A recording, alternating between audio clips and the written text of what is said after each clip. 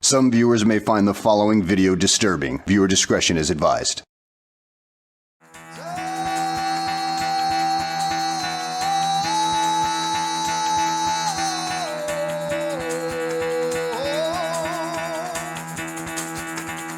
Get the fuck out of bed, Tim. Go.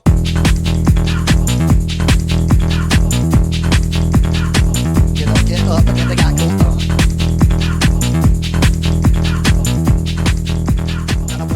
Time to wake up, bitch, get up. Well, beloved, they tried to take us down. They tried to start early, beloved, and shut us down.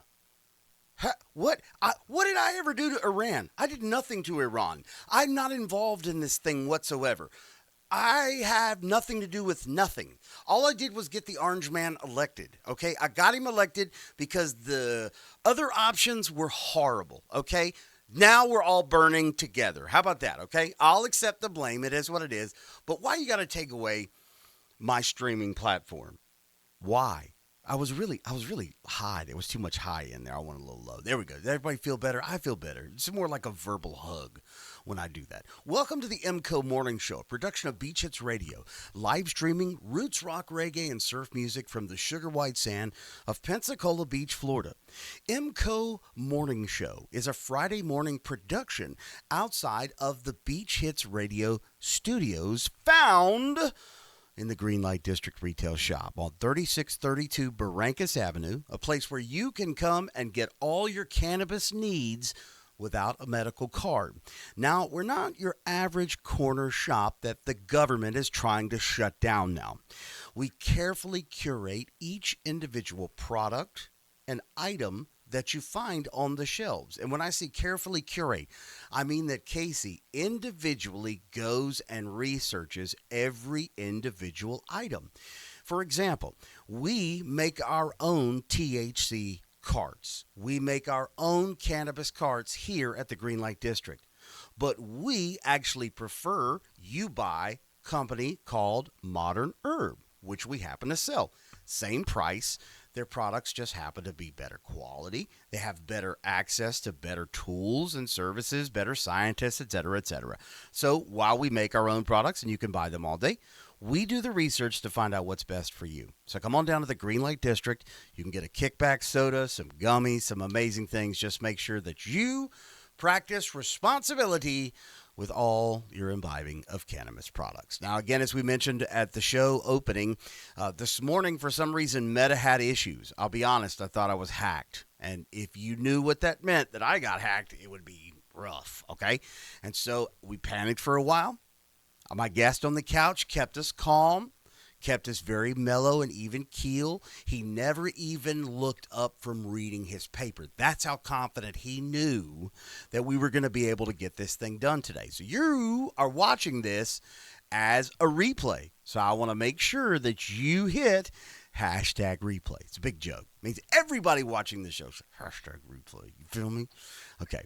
There's a lot of stuff going on today and this weekend. So I want to get into the show right away. But first, I feel like I need to show you who we are about to meet. This is a reel he has recently created and published about the country's 250th birthday we're celebrating this summer. Hoorah! Some of us are celebrating with a UFC cage match on the lawn of the White House. Some of us will just be celebrating down at, the park behind the baseball stadium. Anyway, beloved, without further ado, I want to show you a clip of Pensacola historian Joe Vinson, and then we're going to meet him immediately following the clip. Are you ready? And boop. What's a fun local way to celebrate America's 250th, and what does this guy have to do with it? Hi, I'm Joe Vinson, a Pensacola public historian. This July 4th, we will mark 250 years since the signing of the Declaration of Independence.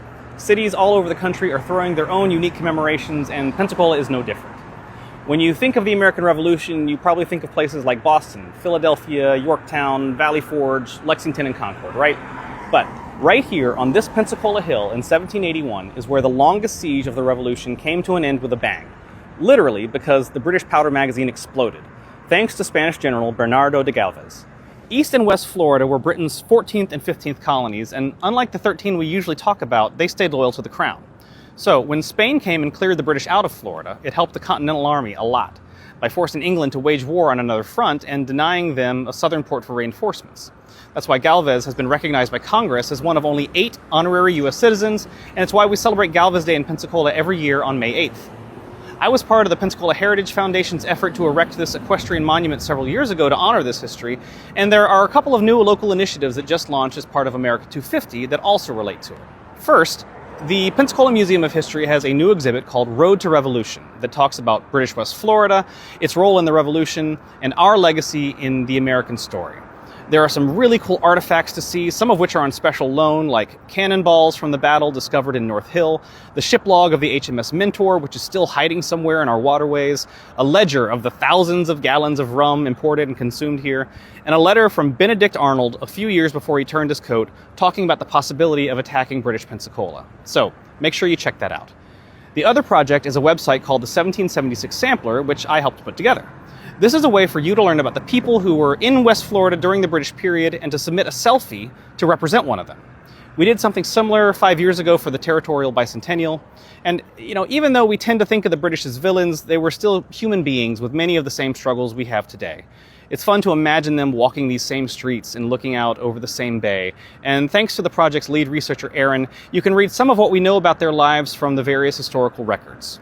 If you don't want to represent a redcoat, I get it. But there are lots of other people to choose from. Women, children, enslaved people, Native Americans, provincial military from other colonies, and the multinational coalitions who converged here in 1781. People from Spain, France, Germany, Ireland, and elsewhere. To get started, go to 1776sampler.com and just browse around until you find somebody you like, click Represent This Individual, fill out the form, and attach a photo. That's it. I'd love to have someone matched to all 1,776 people there, so I hope you'll participate. Thanks in advance, and let me know in the comments what topic I should cover next. Everybody needs a little applause. I'm so excited that you're here. Okay, now you came in the studio this morning. You basically were like, "Why am I here?" and I guess I became aware of your reels that you started publishing. What we talked about 3 months ago when we set this up, right? Mm-hmm. Okay, and so that was the first reel I saw. I can't even remember which one it was because I am watching all of you. Put it out, I'm consuming it. It was about the House of Chong. That's what it was. It was about the House of Chong. And I ate at the House of Chong. And I was like, wait a minute, this is historical? Why? I've got so many questions. Let me just come at it like this. Why have you chosen? Why are you so fascinated with Pensacola history? Let me start there. Okay, sure, yeah. So let me back up a little bit. I didn't used to be interested in history at all. I was a lousy history student growing up. And my first job after college was at the Appleyard Agency, advertising agency. I started there as a graphic designer, eventually became the director of new media, did website stuff, animation, video production, all sorts of things. But when I was there, the founder of the agency, John Appleyard, would still come in every morning. He was there before anyone else. You'd walk in the door, you'd hear him clacking away at his manual typewriter, and he wrote, dozens of books about Pensacola history. And so one of my jobs in the art department was to help him put together these books and, find the images and, start laying them out and things like that. And I was just fascinated by it. I absolutely caught the history bug from Mr. Appleyard and give him 100% credit for turning me on to it. I think there was something about the, knowing that all these images were out there and all this information was out there, and Pensacola didn't really have a repository for this information. And this was about the time that Wikipedia was really, really taking off. And so in 2006, I think it was, I started the website Pensapedia. And so that was like the Wikipedia for Pensacola. I didn't realize that was yours. Okay, go ahead. Yeah, so that was me. And again, I just enjoyed listening to Mr. Appleyard. John, he could just talk about any topic and just go on and on and on. And I'm not there yet, but he knew so many things, and he could connect, what was happening at this time in this industry and how that related to this industry. And it was just so fascinating to hear him speak. And so, he was the inspiration. And so I've gotten more and more into local history, Several years ago, I went back. I got my master's degree in public history from the University of West Florida. Go Argos! So public history, that is basically any history that's not in a classroom, any history outside of academia. So if you go into a museum, that's public history. If you're looking at old photos on Facebook, that's public history. If you see a marker on the street, that's public history. And so public history is really important because that's how most of us deal with history. Once we leave high school, once we leave college, we're generally not going to be learning history, except for public history. And there's some great guidelines for public historians about shared authority and other things like that really, try to acknowledge all the different ways that history can be chronicled and not to, put one on a pedestal over the others. So public history is wonderful. That's what I specialize in, and it's not my job, but I enjoy doing it as a passion. And earlier this year, I just kind of on a lark, there was a topic that I wanted to talk about. It was stormwater and Palafox Street. So I just, I was walking around downtown and I recorded this video. I uploaded it. People seemed to really like it. And so since then, I've been trying to do a new video on a different topic every, week or two. Sometimes, I don't have a hard schedule, but Yeah.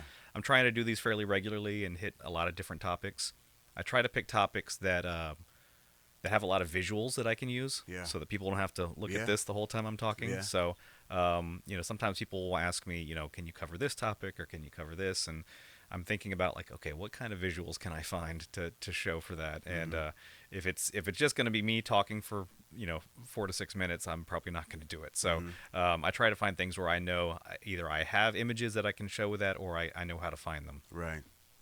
All right. Well, I got ahead of myself. I really did. I didn't mean to. I'm telling you, I'm so excited. I've been waiting for this interview for so long. Okay. All right. So let me just start from kind of the beginning. So you said you worked for Mr. Appleyard. Rest in peace. He's not with us anymore. Yeah. Was a super nice guy. I met him a couple times. It was nice to me, at least. He may not have been nice to you, but he was nice. No, and he wasn't my boss. He was he had Right. retired, so he was just coming in to work on history Yeah, stuff. So yeah. he didn't have to, he wasn't disciplining me for being late Right, or not, right. billing my hours or something like that. So Right. I only had the best of experiences with him. Well, so okay, let's start from the beginning. Are you from Pensacola? Where are you from originally? I'm from Pensacola, born and raised. Okay. Grew up in East Hill on Bayou Tahar, and And never left? Did you ever leave? Go anywhere? Yeah, went to college. I studied abroad in Japan, but came back after after college. My wife and I have been married 22 years now, and started our family here. When you don't grow look up old enough to have been married for 22 years, buddy. You must have got married really, really young. a little young, yeah. Yeah. I'm 45. Okay. So Okay, that's yeah. what I'm saying. Yeah. You don't. Okay, all right. Go ahead. When you're when you grow up in I think any place, the last thing you want to do is be there forever. And so certainly that was not plan A, was to come back to Pensacola and put roots down here. But I think I started to appreciate it a lot more, especially Yeah. when I started appreciating the history. Yeah. There's some really special stuff that we have here in our community. Okay, so there we go. Okay, so where did you go to college? FSU. FSU. Yep. Okay, and are you a raging, hormonal Seminoles fan?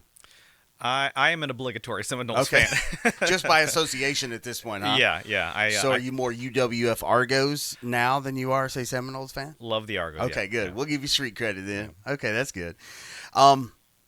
So what do you do currently for a gig? If like history is not your gig, what do you do for a gig? Well, at the moment, I'm running for office, so I'm doing that. I'm doing that full time. I'm on a leave. In normal times, I actually work at the university in the marketing office there, Okay. doing web stuff, photo and video stuff like that. So that's my normal day job. But right now, everything's out the window because I'm running Yeah, for we office. stumbled onto that gold this morning, beloved, that he is a digital guy. Yeah, you'll see more of him now. That's good. You don't even know that, but you're in now. You're just stuck. You're just part of the thing now, so that's good. Okay, so you're running for public office. Why in the world are you doing that? Well, I have I've had an interest in local government for a long time. In the 2010s, again, it's weird to think about this was more than a decade ago, but I ran a website called Pensacola Digest. It was a blog, and I would write articles, kind of a citizen journalist type thing. I'd go to city council meetings, I'd go to county commission meetings, I'd follow all these issues, I'd look at different budgets, and I would write, articles about stuff to try to educate people about it. Even back then, there were so many cuts in the local media that just we weren't getting kind of investigative journalism, the kind of local government coverage. And so I wanted to talk about issues that I saw.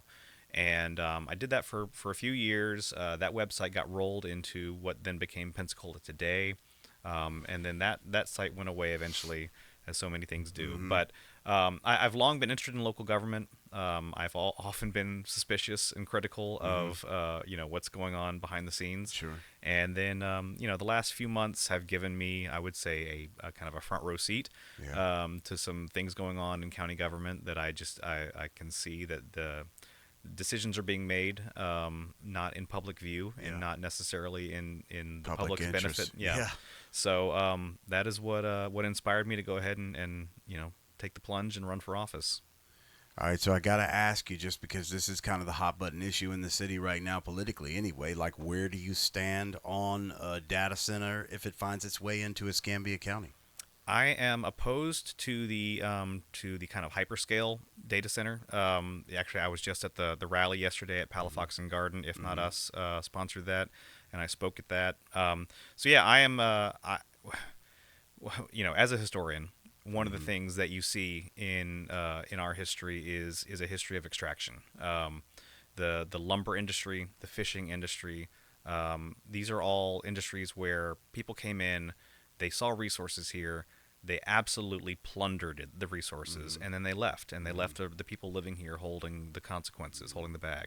And I don't want to see that happen with data centers. What we have seen in other communities that have welcomed in data centers, given big tax breaks to try to attract these industries, because they were under the impression that these would be great for jobs. Yeah. There'd be all these high salary tech jobs coming to their communities, and that's not what a data center brings. Right. A data center is just a building full of servers. The number of jobs that it takes to maintain If you're an electrician, you get some work. Yeah, but generally speaking, they have not been the benefit that communities thought they were going to be, and there are so many downsides. They use so much electricity that it drives up the prices for everyone else. And often people are finding that actually the grid is overburdened, and so people end up losing power. Besides paying too much for it, the grid is overburdened, and also a lot of these, a lot of them use what's called evaporative coolant. So it's pulling up water, and oftentimes it's cheaper and simpler for the data center to use potable water from the regular utility. They're not using gray water most of the time. They're using the water that we would normally drink, millions and millions of gallons of it to cool these systems, and that water just gets boiled away. And sometimes when it gets recycled and gets put back into the into the water table, it really damages the water table. So there are so many economic impacts. There's light pollution, there's noise pollution. I mean, people living near data centers, even a mile away, say there's just this constant loud drone. And they don't bring jobs. And so, for all the economic development efforts that we have in Pensacola, there have been some really good ones. Navy Federal, that was a win. The investment that we made, giving tax breaks to Navy Federal to come and build their campus here and to bring new jobs here, that has been an absolute win. More of that, please. Data centers, no. And so, I'm very concerned. They haven't really announced what the details are of the proposed data centers that could be coming here. They're saying, it's not the really big ones that you need to worry about. I worry that it could be a foot in the door. Right. That once they build a, moderately sized one, then they're not going to ask permission to build a hyperscale one. They're just going to say, we need to increase this a little bit. Exactly. And we need to increase this a little bit. And, they measure, they haven't announced what the power needs of these data centers would be. The representative from Florida West said it was going to be a couple 100,000 square feet, but that's square footage is not a good metric to know how big a data center is going to be. You need to know the power, and so data centers are usually measured in megawatts, and a megawatt is the equivalent of like 1,000 homes. So if you think of a 50 megawatt facility, that's the equivalent of the entire population of the city of Pensacola. in just one big complex pulling power for these servers, and it adds so much heat just around the building that it raises the ambient temperature for miles around.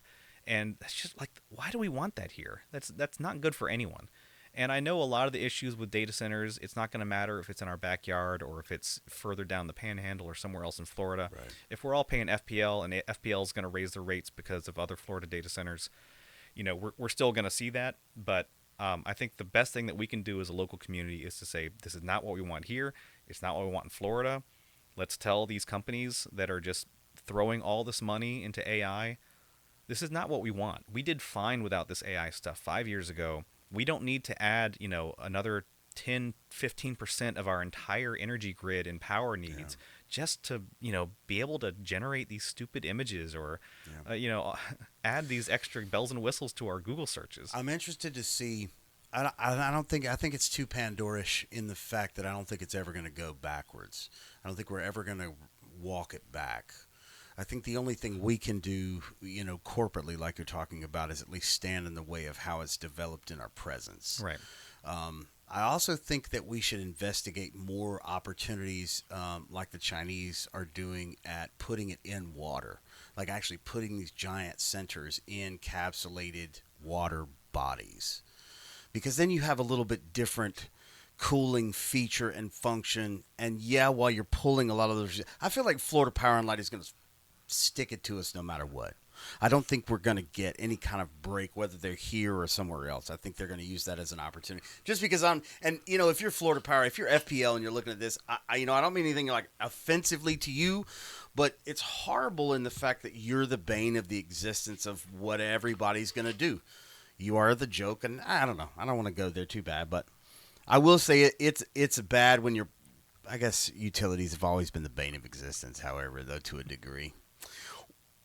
There's been a long, forever debate, and I say debate before I shift there. Let me ask you this: why county commissioner? Let me ask you like that. Why county commissioner? Why not a different role? Why is that the thing that you want to go after? Well, I live in Escambia County, and so it's that or the city. And I followed city politics for a very long time. I like the city, but I think the county is where a lot of stuff happens. Yeah. And a lot of people who live in the city don't even think about the county because if you live in the city, you walk out, your closest parks, your closest community center, your police protection, your fire protection, all that is through the city, and so you don't even really think about that you're being taxed more to Escambia County, and a lot of those services are just not apparent to you. Right. And so there are a lot of decisions that come down to the county commissioners. And so, being one of those 5 votes is just, that's where a lot of things happen. The district you're running for is what? District 4. Which covers what? That's kind of the southeast side of the county. So on the south end, it's East Hill all the way up to Ferry Pass. A 9 Mile Road is kind of the northern boundary. And then, so everything in between, you got Scenic Heights, Cordova, East Pensacola Heights, all kind of around there, the Brent and Cordova areas. And then all of Pensacola Beach is part of District 4 as well. Is this a contested race? Yes, there's an incumbent that I'm running against. Okay. And how long until the actual election itself? It'll be on November 3rd. So I won't be in the, I'll go straight to the general. I'm running as no party affiliation. I've been independent my whole life. Right. Registered as 18 as Kudos to that, by the way. Thank you very much. Yeah, I have friends who are Republicans. I have friends who are Democrats. I've just never felt that political parties represented everything that I stand for, right. And I agree that when George Washington stepped down as president, his farewell address had these warnings saying, look, political parties are going to be really bad for this country. Yeah. They make people feel like enemies who should be friends, who should be bound by their common interests and not by their divisions. Mm-hmm. So I'm no party affiliation, and because the incumbent is a Republican and there's no one else, today is the last day of qualifying. No one else has entered the race so far, so it looks like the two of us will be on the... Well, unfortunately, it's time for me to announce... No, I'm just kidding. Damn, that would suck. I brought you on the show to sabotage you. No, I'm just kidding. That shit would be... Listen.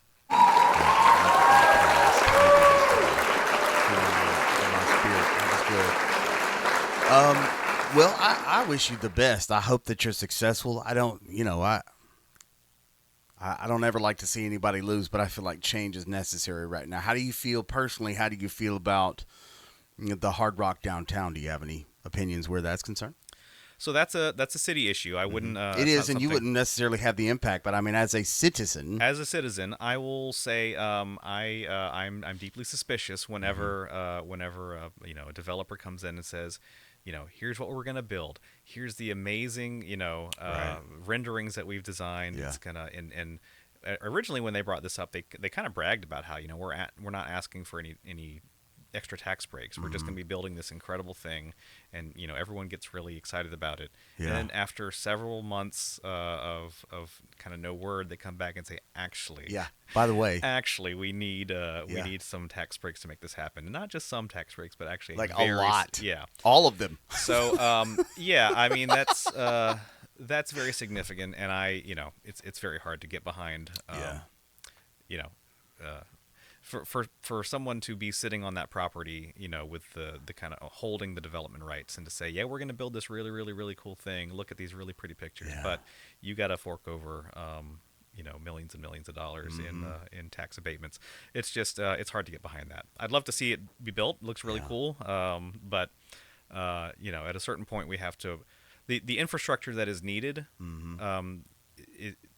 Those funds come from somewhere. They should be borne by the developers. They should not be borne by the citizens just because there's going to be a Michelin star restaurant there. It's very cool if it'll be there, but I don't want that to come out of my tax bill when you should be paying for it. I don't mean this negatively because I didn't have any kind of impact on it, but I felt like almost we should have had more Triumph fund access and more pouring in. I do feel like the funds that we did get, we did pretty good stuff with it. I think DC is he's in a precarious situation as mayor of the town the way it sits because of situations like the Hard Rock Hotel. A pretty sizable TikTok influencer I came across the other day as I was doom scrolling, and he was talking about how residents are angry at the mayor for stopping initially, and I'm like, no, we're not, dude. Hell no, we're not. We don't want to give this shit away for free and actually pay for it. We don't want to pay for it. That's what he stopped basically. Yeah. So I find it interesting that people come at the scenario with very little information, just kind of bullet points that they've grabbed from different sources that don't seem to be very educated themselves in that situation. And it's I don't blame people for not knowing every single detail of everything that goes on. Our media landscape is so fractured. It's very hard to know all the details of what's going on unless you're following every agenda item of every local government issue. It's hard to know. So we all of us kind of have this kind of downstream filtered view of what's going on, and that's why communication is important, and it's a difficult job for a mayor. It's a difficult job, because a lot of these decisions the mayor can make, but a lot of them come from the city council or from the county commissioners or any other number of different governmental and quasi-governmental bodies, and it's a lot to keep track of when all of us are just trying to do our best and do our jobs and pay our mortgage and pay for our groceries. It's a lot. Not everyone has the opportunity to follow every little bit. Yeah, you talked about infrastructure being prepared to, to be in place for something that's sizable. Downtown is not really ready for something of that size and magnitude. I mean, I think the Palafox extension, what he's done so far down there now, aids in that. It's beautiful, by the way. DC, I think you guys did a great job. The way it was designed, the way it was handled, I dig it. I know most of it was just to fix the plumbing under the street, which is great, but as long as we don't have any massive floods, that pool, I think is good. I don't know. Have you walked the new Palafox yet? Yeah, I was just down there the other day. I turned in my qualifying paper and I was walking up and down the street. I mean, it's a beautiful, beautiful place. I love Palafox. That's one of the magical things about living in Pensacola is just the Palafox Historic District. All right, so there's been a long debate over which city actually deserves the title of America's oldest settlement between St. Augustine and Pensacola. Why is there debate, and who really is the oldest settlement? I'll give the normal answer is that St. Augustine is the longest or the oldest permanently inhabited or continuously inhabited city in what is now the United States of America, because it was founded in 1565, I believe. But 1559 is when Tristan da Luna came to Pensacola Bay and established a colony here. And this was there were other expeditions around Florida and other places of what are now the United States, but this would have been at the time the first what was intended to be a permanent settlement. But so they got here, they entered Pensacola Bay, they found a spot that they liked, which we now know was in East Pensacola Heights. And when they got there, they got off the ships. They started building their buildings that they needed, but they said, well, we don't have a good storehouse yet, so we're going to leave our supplies on the ships for now, I'm sure it seemed like a good idea at the time. What they weren't expecting was just a short while after they started, working on the colony, a hurricane came and wrecked all the ships, and that would have been bad enough. But that's where all their supplies were. I mean, they came here with a lot of people and a lot of supplies, and the supplies were intended to help them along until they could get crops going, until they could establish, other means of sustaining themselves. And so when those supplies got absolutely wrecked, they had to abandon the colony. They wrote back to Spain and said, look, we're in trouble. And so, a small contingent stuck around for, another year or two, but most of the people evacuated. The colony didn't stick around. And so we like to say, well, we were the first colony because we were here, 6 years before St. Augustine. And that's true. But, I take pride in that. That's great. We all have community pride in being America's first settlement. Mm-hmm. But a complicating factor in this is that there was another explorer named 𝐄𝐌𝐂𝐎, I think is how you pronounce it, who actually did something similar in South Carolina, I believe. And there was another, what was supposed to be a permanent colony in South Carolina. We don't know exactly where it was. Oh, wow. And they haven't found evidence of it like we've recently found evidence of the Luna colony. But, if they were to find out, yeah, that's where this was, someone could say, well, actually, this is the first American settlement. And so, it's a complicated issue. St. Augustine, good for them. We do have a claim on being America's first settlement because we were here. But that settlement was not called Pensacola. The name Pensacola, wasn't applied to a settlement until many, many years later. What we now consider downtown Pensacola was not where the Luna colony was. The Luna colony was in East Pensacola Heights at Emmanuel Point. And that was a good spot because we know they had a fresh water supply. They had this kind of elevated position. It was a little bit in from Pensacola Pass, so they could, if enemy ships were to come, they could have a decent amount of warning seeing them coming. So, I joke that we have the America's first settlement trail downtown. Mm-hmm. That trail it didn't go anywhere. Where there was actually America's first settlement. Because America's first settlement was in East Pensacola Heights. So until that trail sneaks across, Bayou Tahar and goes into East Pensacola Heights, it's not, we can call it the America's First Settlement Trail, but it doesn't actually go to America's First Settlement. Did we know that when we made the trail? Yeah, it's... I love it. It's inspired from the trail in Boston. It's a very cool marketing thing, but the pedant in me just has to say, yeah, that trail doesn't actually go anywhere. That was part of America's first settlement because that was in East Pensacola Heights. Fair enough. Fair enough. All right, so we kind of touched on this, but what are your thoughts on the recent redevelopment and reconstruction efforts along Palafox Street? Obviously it had purposes, but what do you like it? You are for it? Or were you for it before it happened? Yeah, I love our downtown. I think I think a reasonable person can say this was too much money to spend on this. Sure. We should be spending this money elsewhere. But I think the stormwater improvements, are important. I think we're going to see, just right after it opened, we had a huge rainstorm that caused, major flooding, washouts of bridges elsewhere in the county. And so I don't know if that was the kind of 100-year storm that, we're seeing more and more of. But that was a good test of the stormwater improvements. And, it looks like they handled it, very deftly. well. yeah, I'm optimistic that that's going to be worthwhile just because we're not going to have the storm issues. And I think it's,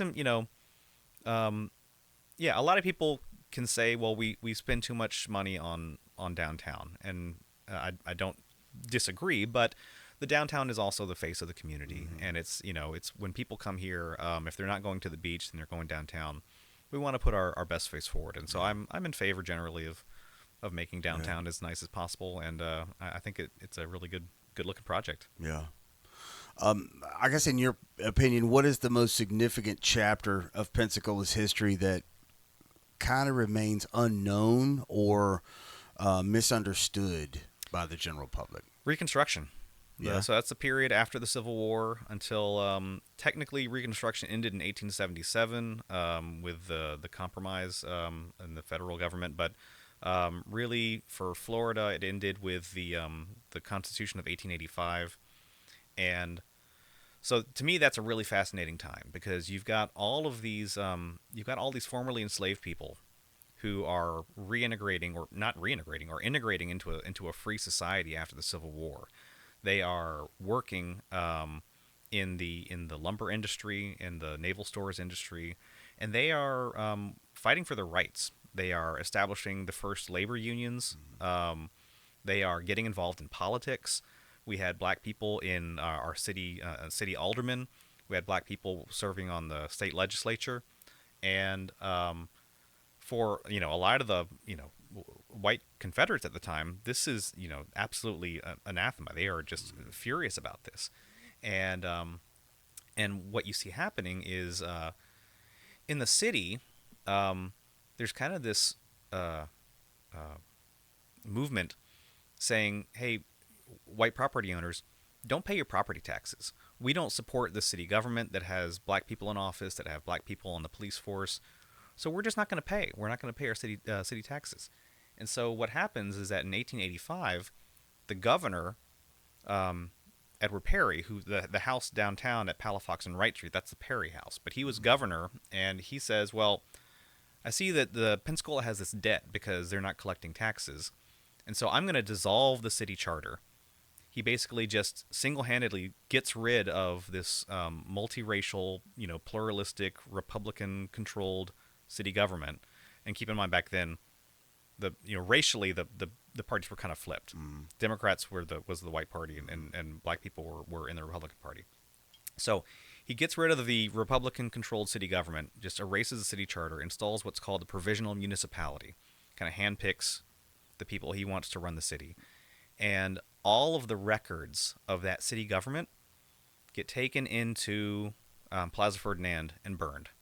Wow. And so as a historian, that really ticks me off because there's so many things I would love to be able to look at, all these documents that just don't exist because they were literally burned as a way of wiping out that period of progressive, multiracial, pluralistic cooperation. Wow. And so after that, 1885, you see the start of Jim Crow, segregation. In 1905, we have the Pensacola, pioneers streetcar segregation, which goes across the whole state.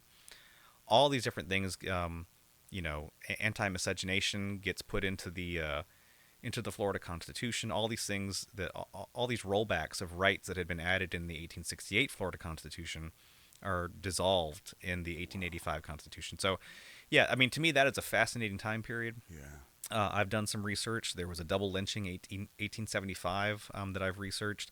There's a lot of really interesting things going on in the labor movement here. In that's a time when we're really struggling with yellow fever. A lot of yellow fever outbreaks in that time period, and they didn't know back then that it was spread by mosquitoes. Right. Today, you can prevent yellow fever just by putting mosquito netting up around your beds, and so at that time, that would just devastate a city. There was I think 1873, there was a really bad outbreak where it wiped out a significant percentage of the population. They were burying the dead in shallow graves by the beach. And the waves would come and expose the body. Just a horrible landscape to imagine living in. But that's also when after the Civil War, they're reconnecting Pensacola by railroad. It's a fascinating time. So Did Pensacola play a major part in any battles during that time period? Was there a lot of fighting around here? So during the Civil War, there were some interesting battles. One of the things that gets talked about is that there was actually kind of an exchange of gunfire before Fort Sumter. So you could say that the first shots of the Civil War were actually at Pensacola and not at Fort Sumter. But there were a few interesting things that happened in Pensacola. Fort Pickens was actually held by the Union throughout the war.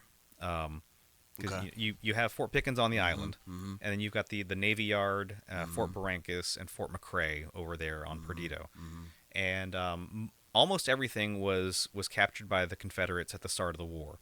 But there's a guy, Lieutenant Adam Slemmer, a Union loyalist, who manages to he knows what's coming. He gets all the loyalists, and they go over to Fort Pickens and say, okay, we're gonna secure this, and they're able to get word back, to the Union, and the Union eventually sends reinforcements, and so they're able to repel Confederate attempts to take it back. There's a battle here in October, November of 1861, Battle of Santa Rosa Island, where thousands of rounds of artillery are exchanged between Fort Pickens and then Forts Barrancas. The Battle of Santa Rosa Island. And so between Fort Pickens and I think there's 2 Union ships in the bay that are just absolutely pummeling Barrancas and McRae. And McRae is very heavily damaged in that battle. And after that point, the Confederates say, okay, this Pensacola is not worthwhile. They had thousands of troops here, and those troops weren't doing anything to help. So they get sent elsewhere. Braxton Bragg goes up. I think he fights in Shiloh. But when he leaves, he gives an order to evacuate Pensacola. They try to do it quietly so that the Union doesn't know what's happening until they're already all gone. But he gives a scorched earth command. So the reason we don't have a lot more older buildings, like places other cities in the states have, is because they were all burned when the Confederates left. Just like we talk about Sherman's march to the sea. What Sherman did in Georgia, Bragg and the Confederates did here in Pensacola. They burned anything that could possibly be used by the Union, so it would be useless. And so they burned all the wood mills, all the brick making places. They burned a grist mill in Santa Rosa County, so people in Santa Rosa couldn't even make flour.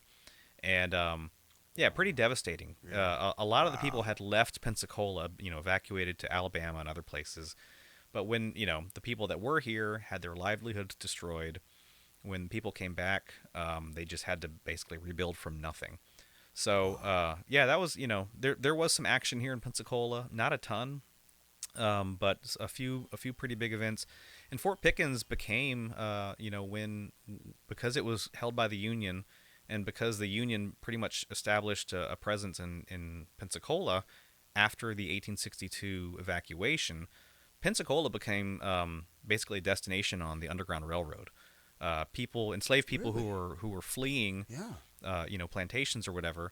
The word got out that if you get to Pensacola, you'll get protection there. And that's some recent research has made Fort Pickens specifically a recognized spot on the Underground Railroad. Wow. And for the tunnel people out there, I don't mean a literal Underground Railroad. Yeah. That's wild. So you touched on a lot of that just now, which kind of plays into my next question. If you could require every Pensacola resident to learn one piece of local history before graduating high school, I figure you just kind of went over all that right there. That's what you would that's have pretty to learn. good. Yeah. That's wild. I didn't know that about the Underground Railroad and how Pensacola was attached to that. That's pretty interesting. I'll have to learn more about that.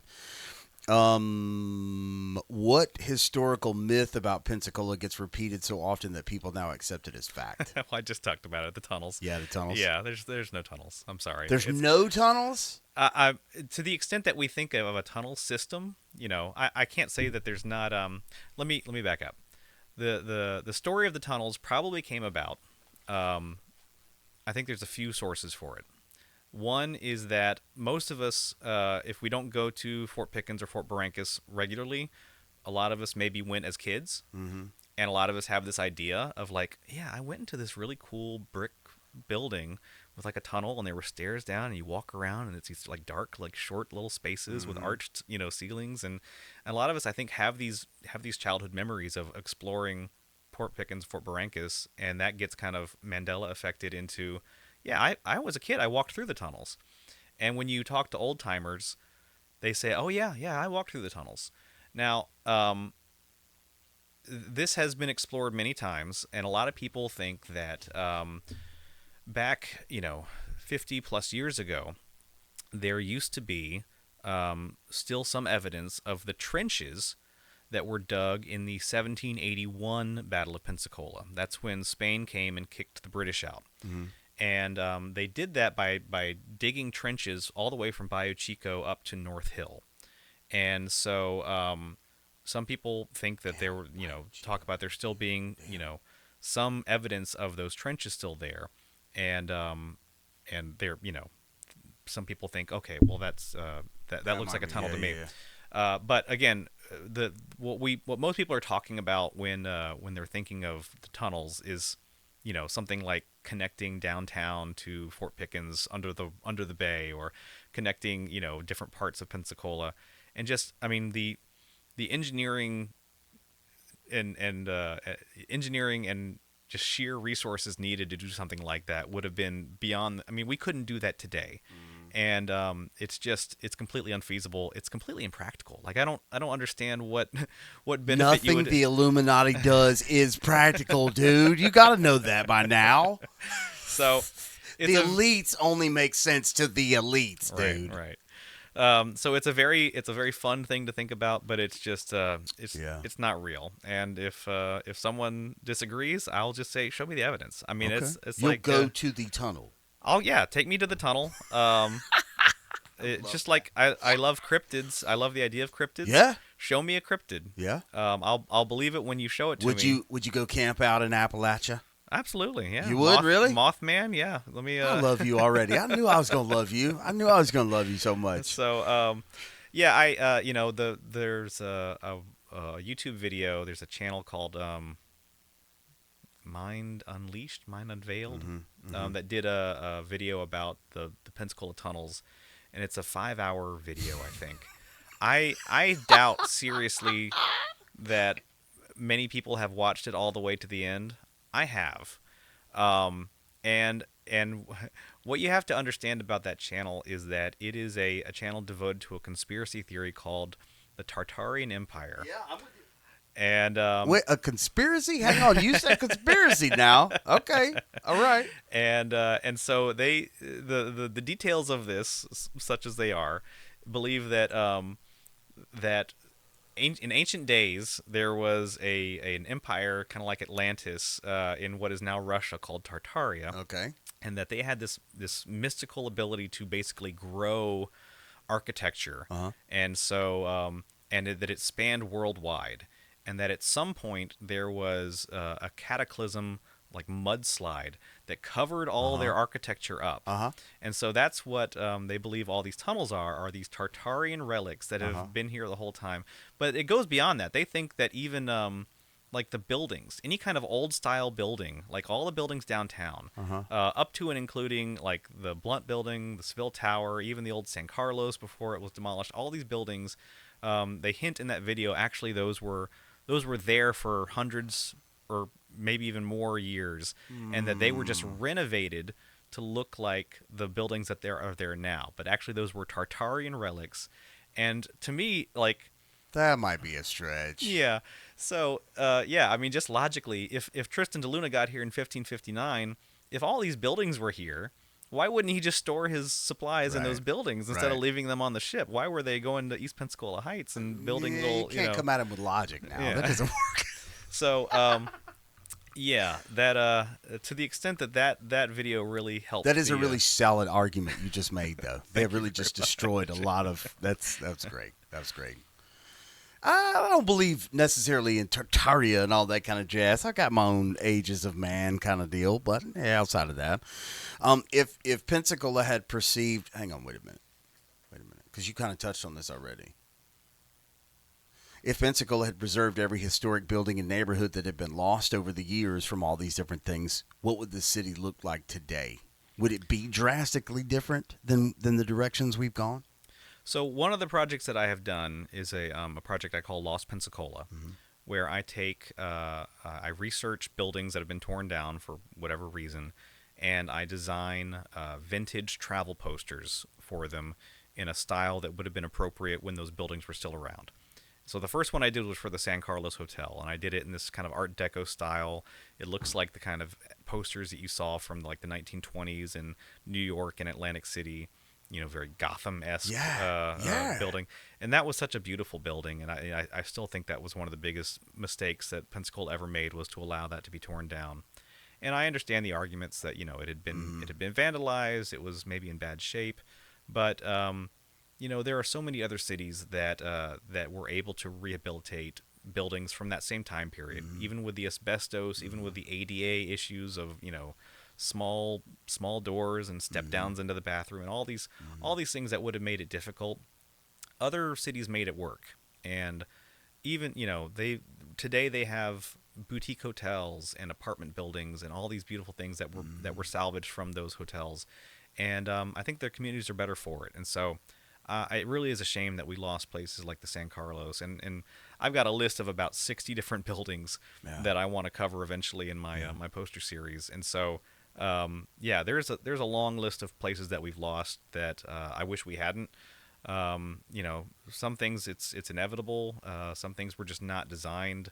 You know, they didn't have the kind of, you know, windstorm codes that we have now. They didn't know what they didn't know, and so some of them, you know, they weren't torn down just from neglect, but a lot of them have been torn down just from neglect, or because, you know, they were just considered too old-fashioned, and that's a shame. So that's the preservation movement in Pensacola really amped up in the 1960s, and at that time period, so many historic homes were being demolished to build parking lots.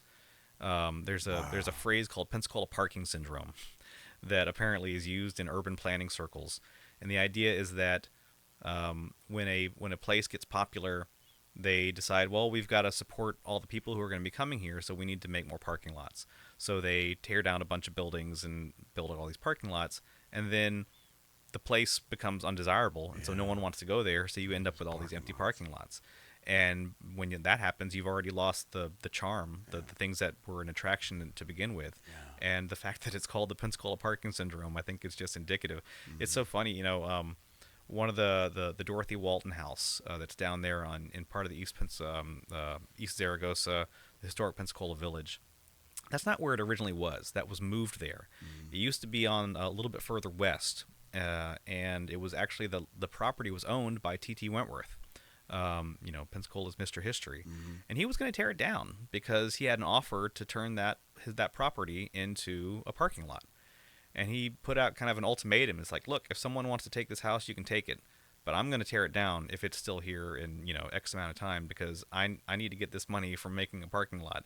And that happened all over the place, all these historic buildings, and some of them had, you know, connections to historic figures. Some of them were just lovely examples of that period of architecture. But so many were torn down for, you know, parking lots, for the governmental district, for the interstate. So many houses were just torn down. There was a term called substandard housing, and we don't have them now. So, you know, our city would look very, very different if preservation had been something taken seriously, you know, 20, 50, 100 years earlier. But you know, I'm grateful to the people who stepped up and who continue to make preservation something, you know, a priority. I think it is part of what gives Pensacola the personality and the character that makes it an attractive place to visit, an attractive place to live. And so I'm very much in favor of historic preservation. Is there anything that you can think of right now that's at risk of going away or being torn down that you think should be preserved or saved? They is the Florida Trust for Historic Preservation. I'm probably messing up the name. They do a blank to save every year, like a number to save, and every now and then a Pensacola building will end up on it. A lot of them we've lost already. The USO building on Spring Street was torn down. They've left the arches there, but the thing that the development that was going to go there has now been canceled, and it's just like, well, maybe we could have just held on to that building. Yeah. And there's a lot of places that let's see. One that looked like it was in danger was the American Legion building on Barrancas. I was going to say that's one of my favorite buildings. It's such a cool building, Yeah. and they've done a really good job in the last few years of preserving that. That was looking in rough shape, and so I'm really glad. But I mean, all these things, nothing is guaranteed. Yeah. So it's what's wonderful. here today may not be here tomorrow for sure. Yeah, so it's a constant. If anyone who owns a historic home knows it is a constant investment. Historic homes need a lot of attention. They need a lot of upkeep.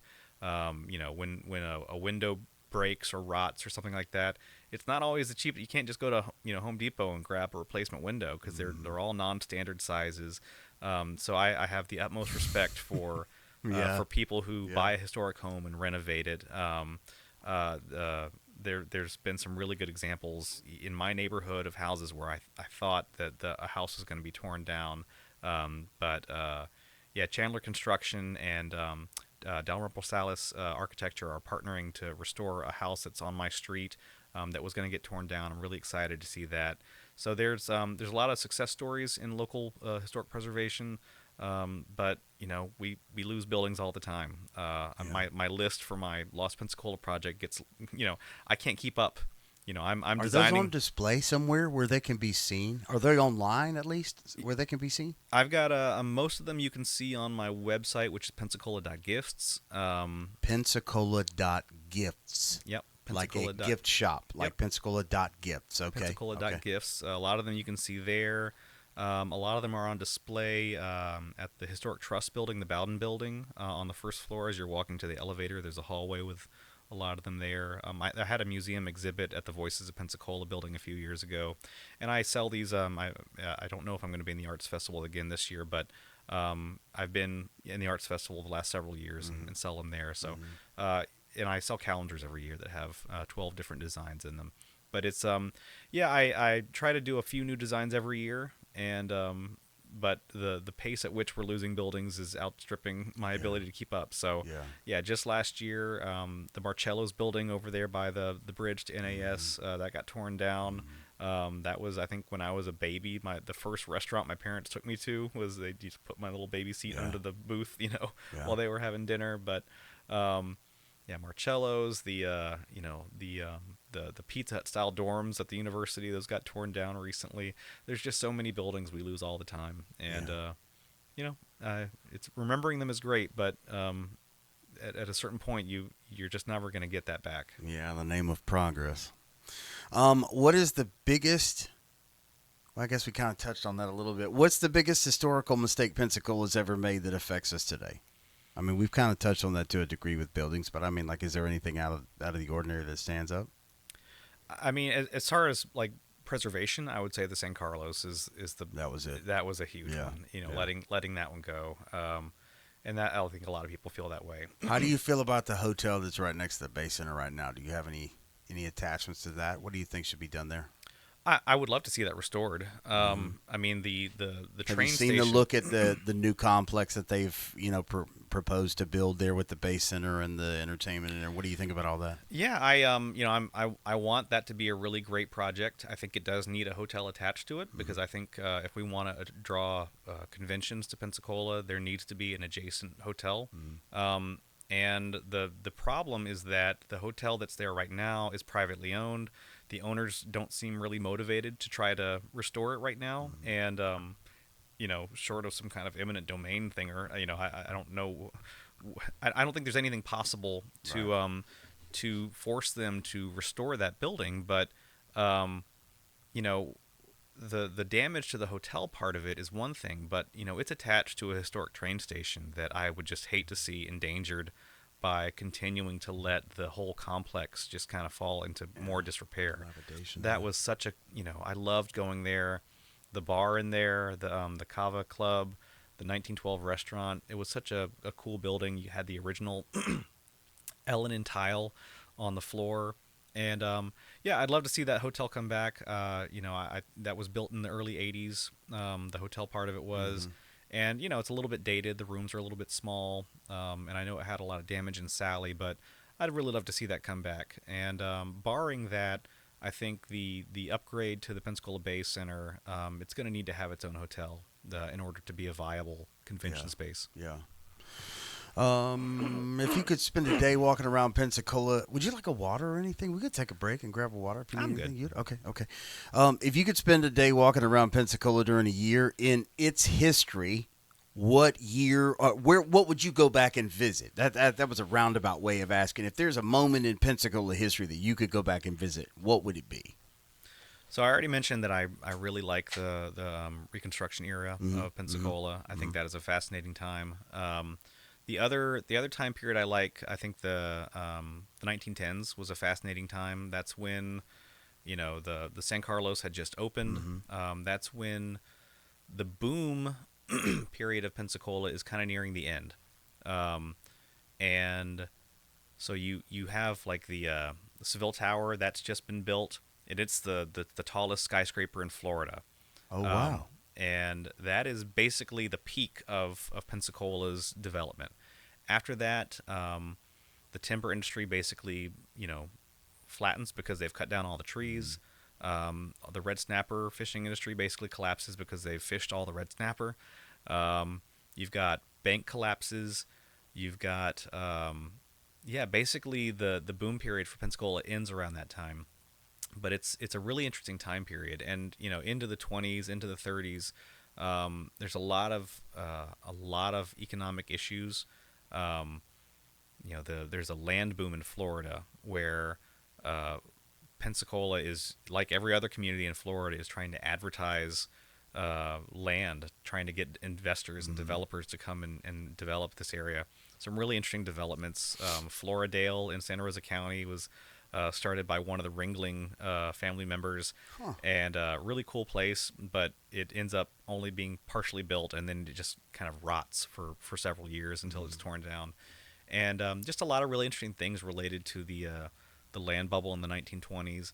And just like we had a land bubble in Florida that then kind of went into the Great Recession, the land bubble in the 20s just kind of dovetails into the Great Depression. And so yeah, it's a really fascinating time period. I don't know that I'd want to live there during that time. I mean, a nice quick visit. Quick visit. And it's of course this is in the absolute worst parts of Jim Crow. I mean, for African Americans, this was a miserable time to be in Pensacola. A lot of people left. You had the Great Migration. A lot of people went to Chicago and St. Louis and New York because Jim Crow was really bad in the South. Yeah. How do you feel about Mardi Gras and its history and attachment to Pensacola? I know Pensacola doesn't have as deep or as rich a history as, say, Mobile or New Orleans, but what are your thoughts? I think it's incredible. I mean, you mentioned the other two cities, but Pensacola really is, third place in because we're a heavily Catholic city until about the 1920s when the aeronautical station, what's now NAS, starts bringing a lot of outside Protestants in. But before that, Pensacola is primarily a Catholic town. And so, the Mardi Gras Carnival celebration, that's a huge part of our culture. And that was really cool. I mean, you had that was also interesting racially because you have the Creoles, like the St. Joseph's Catholic Church downtown is part of the Creole community. And so you have these overlapping cultures all celebrating Mardi Gras together. And I think the history of King Priscus and all that stuff. Mardi Gras is amazing. I love it. Do you feel like Pensacola Mardi Gras has held on to a lot of the traditional core elements? Would you like to see an expansion of that? I have my own opinions. I'm interested in yours. I mean, it's certainly changed. I think, and when you look at the history of it, the Pensacola Mardi Gras celebration, there's several years where it goes dormant and then it comes back, and it goes dormant and comes back. And so I think what we have now is a lot of fun. It's very disconnected from what it was in the early 1900s. Sure. But I think the more that people learn about those early celebrations and can kind of honor that with, Priscus and other things like that, I think that's really cool. All right, cool. I'm with you. I'm with you. What current issue that's facing Pensacola today would historians be talking about 100 years from now? Good question. What issue will historians be talking about 100 years from now? I don't know. I'll have to ask them in 100 years. Yeah. I mean, I think that most people who are involved with history, with historical events, don't realize it until well after the fact. Yeah. There's so many things that you don't have a good view of, that 30,000-foot view when you're in the middle of it. And so I don't know. I'm not sure what future historians will be saying about us in the 2020s. What do you think? What do you think was the biggest negative outcome of COVID for Pensacola or Escambia?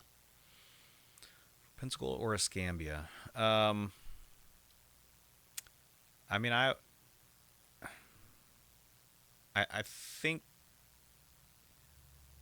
think it mirrors, the nation. Obviously, the death toll. I think distrust in public health. Do you feel like the city became a little more cauterized politically after COVID? Or do you feel like that happened after COVID? I don't know. I don't think I've noticed a local, kind of polarization in the same way that we've seen maybe at the state or the national level. Mm-hmm. I think, again, I'm no party affiliation. Sure. I like that our city council races, our school board races, I like races that are nonpartisan. Right. Because I feel like at local, all politics is local.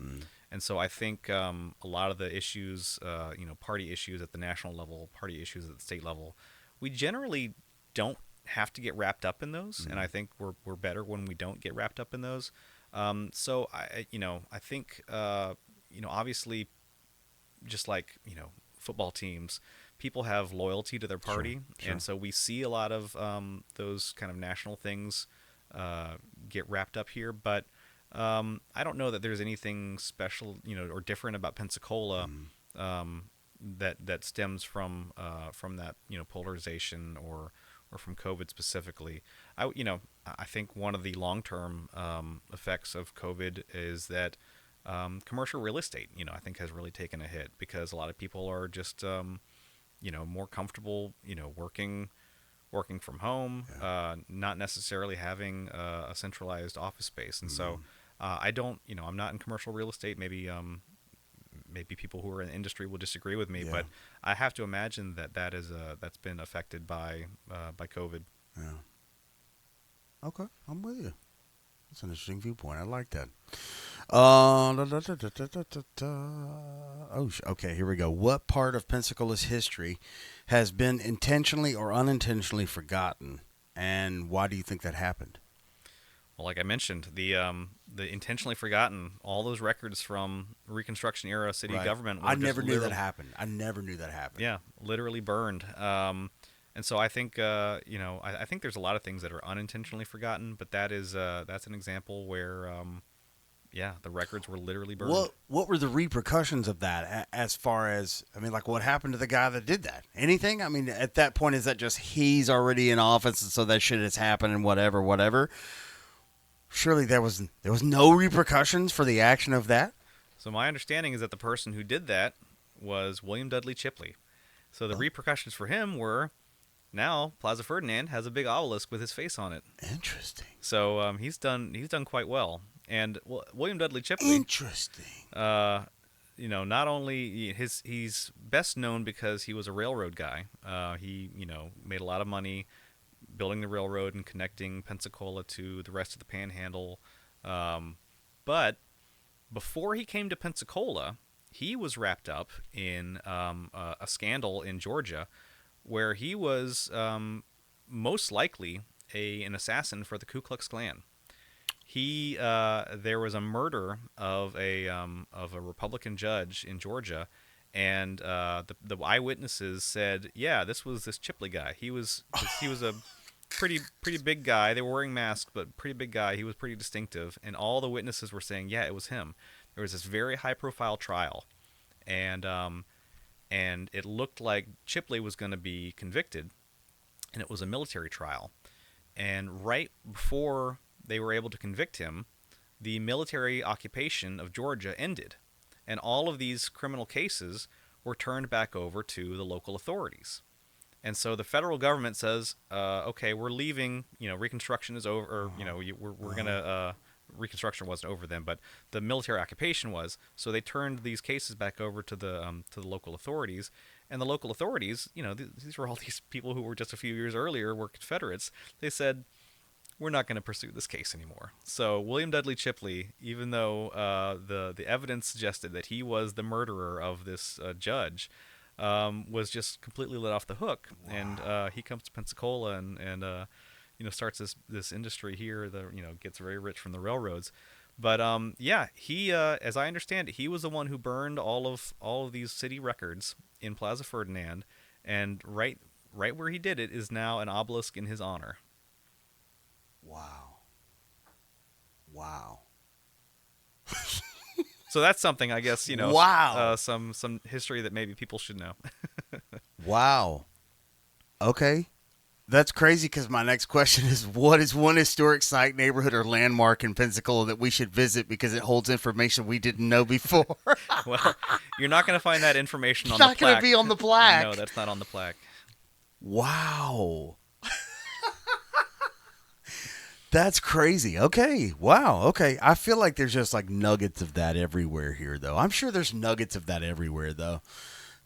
What was it Solomon said? Mankind never changes. Nah, we just never change. It is what it is. Wow. All right. Well, we're going to go into the segment of the show now here where we have to thank our sponsors real quick. So, Joe, we're going to thank the folks that pay the bills for us here at Monroe's Garage. You can catch them for all your automotive needs and special custom items at monroesgarage.net, or the phone number there. Please give them a call for any needs you may have with your automotive vehicle, whether it be sports related, vehicle, ATV, whatever. They can help you at Monroe's Garage. Pensacola Heating and Air out of Perdido Key, helping you with all your Pensacola HVAC needs. Please call them over there at 850-880-HVAC. Thank you to Pensacola Heating and Air. Thank you to our friends at Nightfire Treasures, who are available for your party, for your event, for your fair, whatever it may be. Find out more at nightfiretreasures.com. Mariah C. is your realtor to find with Coon Realty. She can help you buy or sell anywhere in the area here in Pensacola. I think she might even be able to help you out in Alabama, so give Mariah a call. Her number is there. Please get a screen capture and reach out to Mariah. I'm going to change her last name because Buddy will kill us over that, but you guys know who she is. Margarita's Fusion and Bar on Plantation in Pensacola off Davis is where we're headed for lunch when all this is over. They've got the most authentic, delicious Spanish flavors that you can find, and a bar with every intoxicant known to man. Find them at Margarita's Fusion and Bar on Plantation off of Davis. And last but not least, our friends over at Hummer for Hire, the official limousine and party bus company of the EMCO Morning Show and Beach Hits Radio. Whether you have a party coming up, a corporate event, or you just want to take the church youth group on a bus across the country, you can find your help at Hummer for Hire. Find them online at the same domain, hummerforhire.com. That was a lot. Thank you for sitting through that. That was fantastic. Now, let's check out segments. We've already gone through our heavy-hitting questions this morning on the EMCO Morning Show. So now, ladies and gentlemen, let's play Scenario. Scenarios, Joe Vinson, is a game where we present you with three hypothetical scenarios. You win or lose based on a hypothetical point system. And if you do in fact win on your way out the door, you get to pick some kind of something on your way out the door as a gift. It's just a fun little. You can even take a High Times magazine off the wall. Okay, they're rare collectibles, but only a historical gentleman like yourself would appreciate that. So here we go. Scenario number one. Are you ready? Sure. All right, this is high stakes, Joe Vinson. This is high stakes. Okay, scenario number 1, save the city or save your legacy. Here we go. A massive hurricane is headed straight for Pensacola. You're given the power to guarantee one of two outcomes. Option A, every person in Pensacola survives, but nearly every historical building, landmark, and archive is destroyed forever. Or option B, the city's historic treasures are preserved, but one random resident will lose everything except their life. You cannot choose both. You cannot choose a variant of both. You must choose A or B. Joe Vinson, what do you choose? So all right, so no one's going to die in either scenario. No one dies in either scenario. All right. Well, But all the city is wiped out, everything historically, but everyone is preserved and no people lose themselves or anything. But option B, one person who you do not know, you'll never meet this person, you'll never even encounter this person in real life, loses everything except for their life, and the city is preserved. Joe Vinson, what do you choose? So everything is destroyed, or one person's thing is destroyed? Okay, so if option A, nothing is, everybody's good, the city's good, everybody's good. Okay, option A. Wait, hang on. Let me read this the right way. Here we go. Option A, every person in Pensacola survives, but every historical building, landmark, archive, the city and everything is laced. Okay. Okay. Option B, the city's historical treasures. I said that wrong. I'm sorry. The city's historical treasures are preserved. Everything related to the city and the county's history is preserved, but residential is gone. Oh, all residential. All residential. Sorry, I read that wrong. All residential is gone. All history is preserved, but all residential is gone. No one dies in either scenario because I'm not going to make a county commissioner choose life and death. I mean, okay. I guess I would preserve all the residences. I mean, that's the Sure? yeah, I love history, but the people who live here now, need to live here now. So Joe Vincent, that was the wrong answer. I'm sorry. We want to wipe everything out and keep the history. When you first said it, I thought you said one person was I gonna did. lose. I read it wrong. I read it wrong. In that one, I would did. take Yeah. option A, because it's like, okay, everything is lost, or one person. Everything or one person. Yeah. Okay, all right. So we're going to give him a half a point on that one today. He gets half a point because he was thinking consciously. He was trying to help. Okay, number 2, rewrite history. Also, I should tell you that these scenarios are actually written by ChatGPT. I feed like little information into it, and then these are the scenarios that I'm given based on who we're dealing with every Friday. Okay. So if we got rid of AI, this is what we'll lose. This is what we'll lose. Okay. Exactly. Yeah. And the art that goes with this. Yes. Okay. Here we go. All right. Number 2, rewrite history. You discover a document that proves one of the most famous stories in Pensacola history is completely false. If you release it, historians will celebrate you for correcting the record. But a major piece of local identity that generates money and economic vitality for the area disappears overnight. If you keep it secret, the story lives on and continues inspiring people, generating money for the city. If you uncover it, you become the historical legend. What do you do, Joe Vinson? So we've already kind of done this. This happened a few years ago when we discovered, or I guess maybe the open secret was revealed publicly, that T.T. Wentworth was the leader of the local Klan in the 1920s. Oh. And so that was a pretty big disclosure. I was part of the team that researched it and issued a report. And a lot of people were very upset that this came out. Wow. There was a pretty controversial name change. What used to be the T.T. Wentworth Museum is now the Pensacola Museum of History. A lot of people were not happy about that at the time, but I think it was the right move. And so, yeah, I mean, I think we have to, new things come to light. We have to acknowledge them. We have to deal with the consequences, but that's what we got to do. Correct answer, Joe Vinson. You actually get a full point. Okay. Scenario number 3. Here we go. Family or history. All right. A fire breaks out in the museum. You have enough time to save only one thing before the building collapses. Option A, a box containing priceless Pensacola documents and artifacts that could change what we know about the city's history. Or option B, a box containing every family photograph, letter, and keepsake from your own family's history. Wow. ChatGPT is violent this morning. Okay, one box survives, one is lost forever. Which box do you carry out, Joe Vinson? The historic stuff, because all my stuff's backed up in the cloud. I don't have all my photos are. Good job, Joe Vinson. Because we learned now that he's a digital guy. We didn't know that coming in the door. And ChatGPT didn't know that. So, okay, very good. All right, ladies and gentlemen, that was scenarios for today. Now a quick look at our weekend update.